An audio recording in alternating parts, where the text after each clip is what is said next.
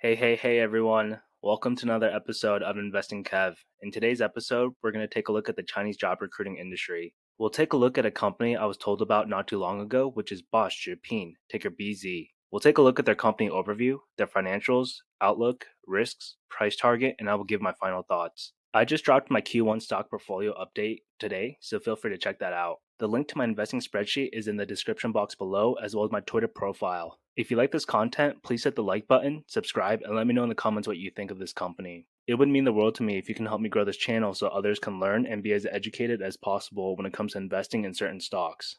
We're done with the intro, so let's get started. Taking a look at their company profile, Boss Zhipin is operated by a Chinese company called Canzhuo Limited.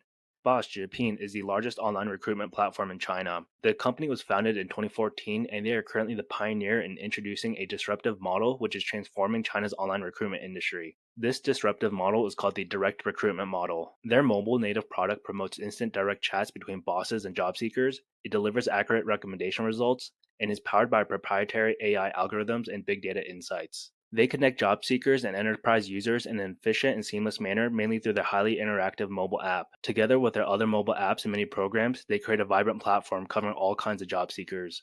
These job seekers can be white and gold collar, blue collar, and college students, and enterprise users, including bosses and recruiting professionals from various industries within different sizes of enterprises.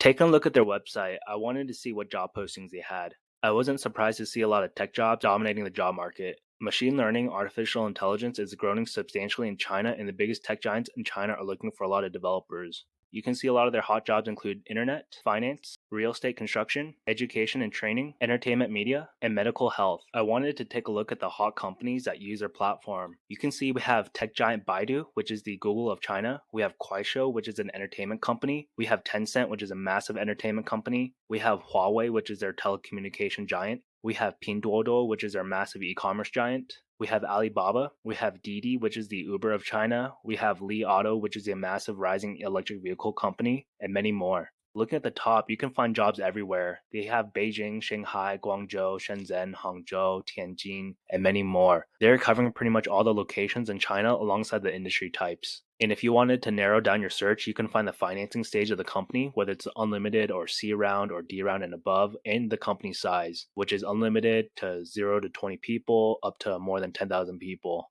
Boss Zhipin recently went public back in June, so I don't have an annual report, but I want to take a look at their recent Q2 earnings report, which came out on August 27th. Looking at the key metrics, their revenues increased to 174% from 426.5 million renminbi in 2020 to 1.17 billion renminbi in 2021. Their calculated cash billings were up 175% from 524.7 million renminbi to 1.44 billion renminbi.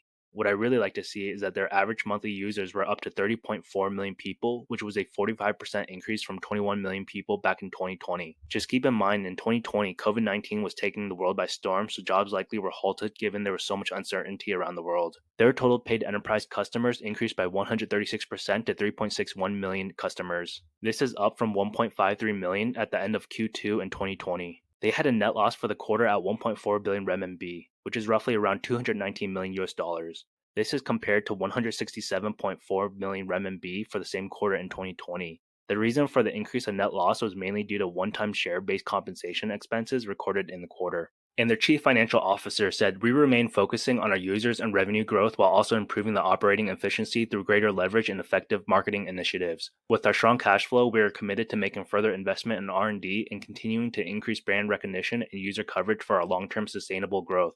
Their revenues from their other services, which mainly comprise of paid value-added services offered to job seekers, were at 10.4 million renminbi, which is 1.6 million US dollars, in the second quarter of 2021, which is an increase of 108% from the previous year at 5 million renminbi. With an increase in revenues, they also saw an increase in total operating costs and expenses. Their cost of revenues increased 164%, driven by third-party payment processing costs, payroll and other employee-related costs, and server and bandwidth costs, resulting from expanded user base and increased transaction volume. Their sales and marketing expenses increased 46%, primarily due to increased sales and marketing employee-related expenses and enhanced brand advertising and customer acquisition activities.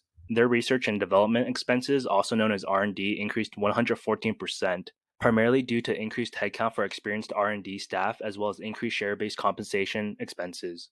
If you remember from earlier, they had a 1.4 billion renminbi net loss in the second quarter. This is mainly attributed to their general and administrative expenses. This is resulting from a one-time issuance of Class B ordinary shares to TechWolf Limited, which led to an increase of 1.5 billion renminbi in share-based compensation expenses. And looking at their outlook, for the third quarter of 2021, the company currently expects its total revenues to be between 1.18 billion renminbi and 1.21 billion renminbi, representing a year-over-year increase of 100% to 105%. Taking a look at their outlook, I want to take a look at this article from Xinhua in regards to the challenges ahead in the next 5 years for China's development. The article says that led by the country's consistent job-first policy, the State Council has released a plan on boosting employment for the 14th five-year plan period from 2021 to 2025, bound to add over 55 million new urban jobs in the next 5 years. There are some positive factors that are listed off in this article. The first is that the country's positive economic outlook has laid an important foundation for promoting employment. The second is that there are new growth drivers that have been formed to boost employment. They cited the examples of the digital economy and the country's efforts in promoting mass entrepreneurship and innovation. The third is that China's ever-growing service sector, with new industries constantly emerging, has served to absorb labor. The number of people working in the tertiary industry accounted for 47.7% of the total workforce in 2020, up 4.4 percentage points from that of 2016. And they also said that China boasts 200 million skilled workers, of whom over 50 million are highly skilled, and they now constitute a strong pillar supporting the drive of Made in China and Designed in China. And I do like their business model that connects bosses right to the job seeker, which cuts out any unnecessary time and paperwork. Their business model has made them the leading job recruiter out there, and with the rise of jobs from the article we saw, this company should be getting a steady stream of income. Looking at the risk factors, I want to go back to the article I showed before, as there are definitely some risk factors in the Chinese job market. The first issue is that the structural conflicts occur when the education and training models in the higher education system do not accord with the market demand. They also pointed out that amid the acceleration of population aging, older workers will increasingly find it hard to gain employment as industries transform and upgrade. The government said that they will make every endeavor to expand the employment capacity, scale up multi-level vocational skill training, and safeguard employment among the key groups. There have been specific measures that have been mentioned in the plan, including setting up support schemes for workers involved in flexible employment and new forms of work, while pushing for the coordinated development of employment across different regions. Another risk factor is tied to the government. This is from the conference call on August 27th from Boss Zhipin. They say in compliance with regulatory requirements, their new user registration remains suspended on their Boss Zhipin app, which will impact the company's user growth and revenues to some extent. However, they firmly believe that the regulations are necessary to regulate the industry and protect the users, and will ensure the long-term sustainable growth of the industry and the company. The company says that they do not have a clear timetable for the completion of a reviewing or when they should be able to review new users with registrations. They have full confidence in the future growth potential, and they believe that they can provide fair, valuable, and more efficient service to nearly 600 million workers and 14 million enterprises, especially small and medium-sized enterprises and both long-tail workers in China.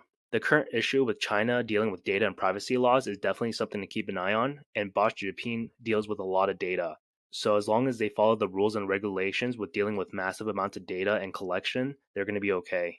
Another risk factor is competition. Here in America, I think of ZipRecruiter competing against LinkedIn, Indeed, Monster, and many other companies. Even though Boss Zhipin has a different business model, how long can that business model last? I personally don't see the job recruiting industry having a strong moat, and that barrier for entry seems lower as other companies can possibly offer lower prices and take parts of the market share away from Boss Zhipin. With an increase in competition against the likes of 51 Job or Zhaopin, Boss Zhipin will continue to have to invest in their research and development sectors, their marketing, and those expenses will definitely play a role in their attempt to be profitable. Look at their 12-month price target. CNN has 4 analysts that have given their price target. The average is $40.58, which would be a 9.4% gain from its current price of around $37. The high is $44 and the low is $38. Overall, for full disclosure, I do not own any shares of Boss Zhipin. For me, this company would stay in the watch list for the time being. The job searching market is growing in China, and this company is currently the leader. In my opinion, it seems really hard to gain a moat in this industry as competition is going to pick up with cheaper pricing. This will force these companies to be more efficient with their money because they will need to continue investing money in research and development, marketing, and continuing to grow their operations. This company does have potential, but as of right now, I feel like there are other opportunities out there that best fit my timeline and interests. Let me know if you own any shares of this company and what you think of the company. If you have any personal experience using Boss Zhipin, feel free to drop a comment. I would love to hear that experience. If you like this video, please give a thumbs up and subscribe. It would mean so much to me. I've been on a recent Chinese stock phase, so check out the Bilibili and Uxin stock breakdown and analysis videos. Alright, as always, stay safe and I'll see you all next time.